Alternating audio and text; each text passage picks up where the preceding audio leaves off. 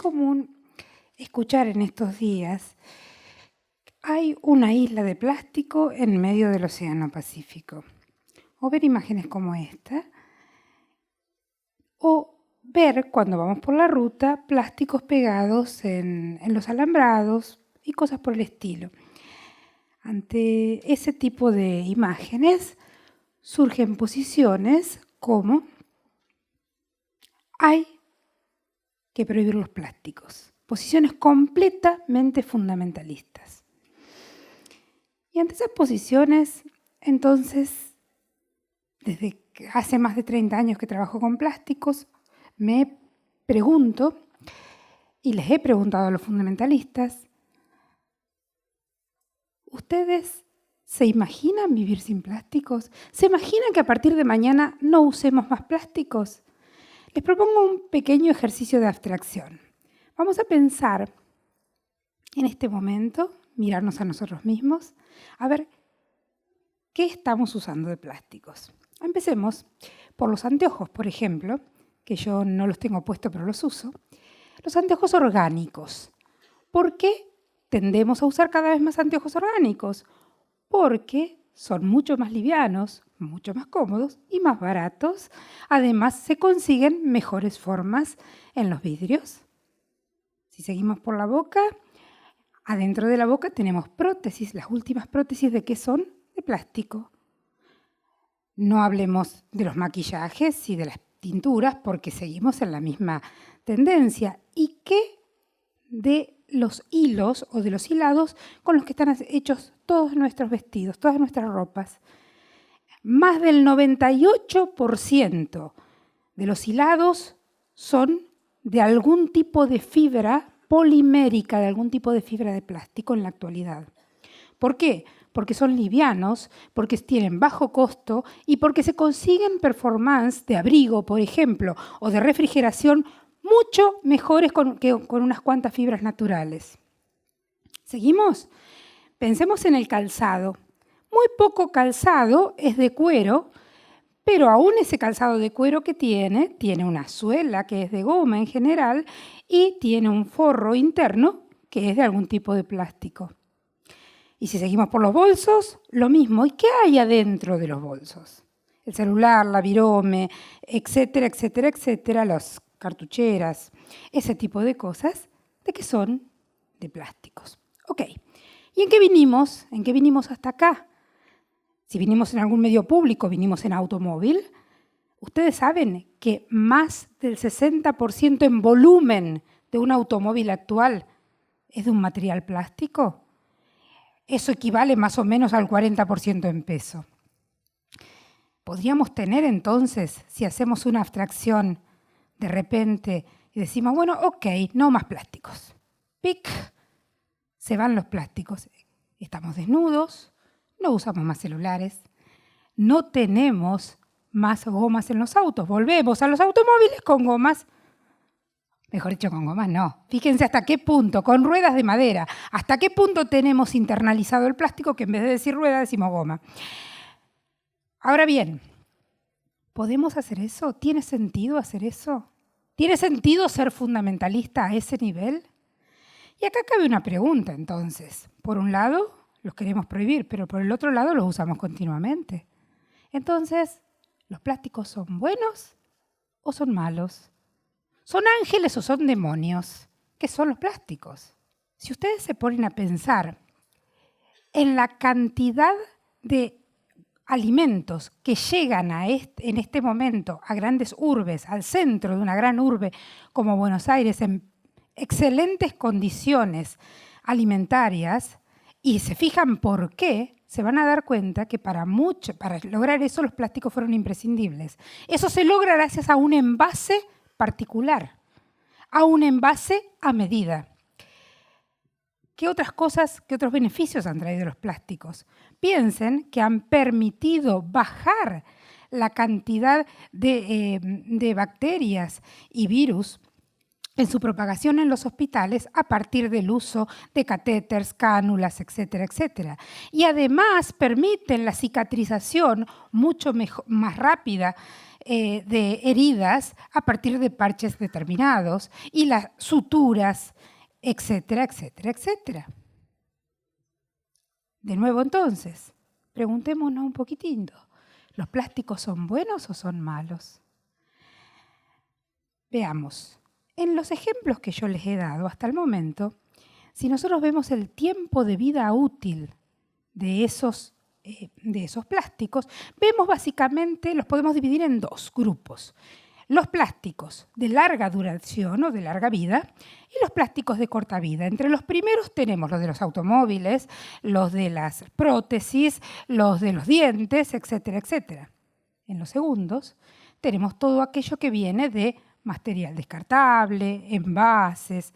Esos duran muy corta vida, su vida es muy corta y entonces esos son los que normalmente nosotros vemos en la imagen de la tortuga, vemos pegados en los alambrados, vemos tirados por todos lados, las botellas que juntan agua.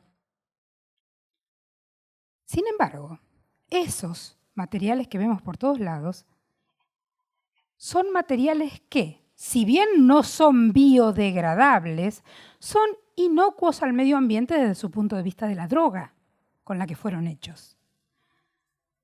Y pueden ser reciclados por reprocesado o en energía de una manera sostenible.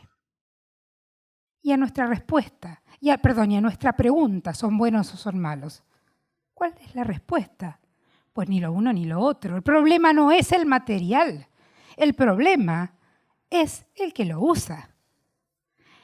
El material, si nosotros hacemos de un material bueno un uso adecuado, el resultado es bueno.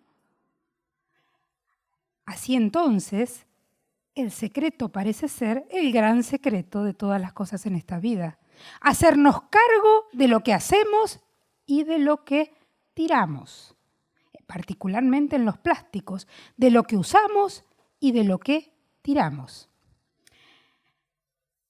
Cabe un ejemplo en este momento de una cosa que me pasó hace muy poco tiempo. Fui a comprar un regalo. Fui a comprar un perfume para hacer un regalo. Miré la fragancia, etcétera, etcétera. Compraba 50 mililitros de perfume. 50 mililitros de perfume caben en mi puño, ¿sí? Es un volumen pequeño típico de un frasco de perfume. Esos 50 mililitros venían en un frasco divino, divino, hecho con 3 materiales, no con uno. Era de vidrio, el frasco era de vidrio, de metal y de plástico. De una manera estaba armado ese frasco que estaba completamente mezclado el uno con el otro. Ese frasco venía dentro de una caja hermosamente pintada y dibujada en muchos colores, pero adentro eso tenía un cartoncito corrugado que mantenía al frasco quieto para que no se rompa durante el traslado y todo eso sigilado por una film plástico que permitía garantizar que el perfume era original.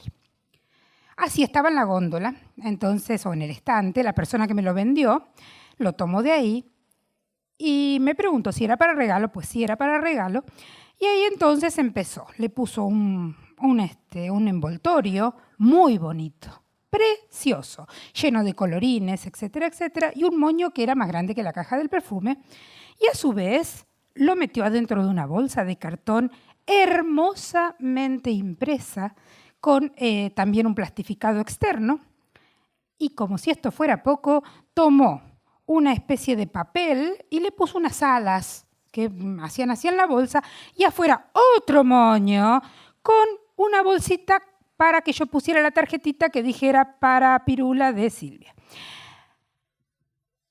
Bien, yo había comprado 50 mililitros de perfume que cabían en mi mano.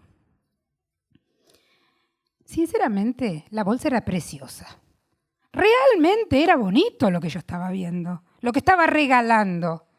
Ahora, ¿se dan cuenta lo que había comprado y lo que me dieron, no? Poquito más adelante vamos a volver a reflexionar sobre esto. ¿Qué hacemos con todo eso que nos dieron? ¿Qué hacemos cuando le llevamos a un niño un regalo para su cumpleaños y el niño hace... Tiró todos los papeles y se quedó, el papel, la caja, todos los envoltorios de su juguete y se quedó con su chiche. Fíjense otra situación que es casi habitual. Uno va al supermercado a comprar verduras. Entonces, tiene que poner, si compra de a una, tiene que poner una tomate, un morrón, lo que fuere, uno en cada bolsita, unas bolsitas pequeñitas, y va pesando de a uno. Llega y pesa de a uno. Cuando llega a la casa, ¿qué hace con esas bolsitas? Pues no sirven para otra cosa que para la verdura, para cada una de las verduras y las desecha. ¿Dónde? Donde sea. Lo mismo que hizo la persona a la que yo le regalé el perfume. Tomó todo eso, ¡pic!, lo tiró una cantidad así de grande de material totalmente de gusto. Vamos a ver, si nos ponemos a analizar este tipo de cosas, nos damos cuenta que tenemos situaciones realmente insólitas a diario. ¿Qué hacemos con los plásticos? ¿Cómo encaramos el hacernos cargo de esos plásticos?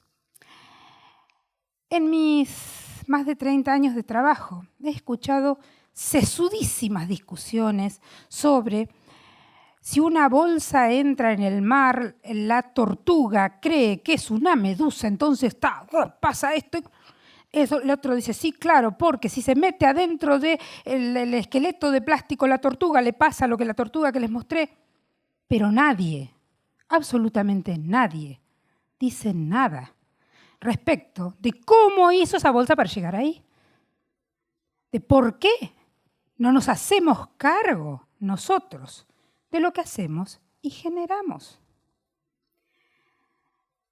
¿Y cómo podríamos hacernos cargo?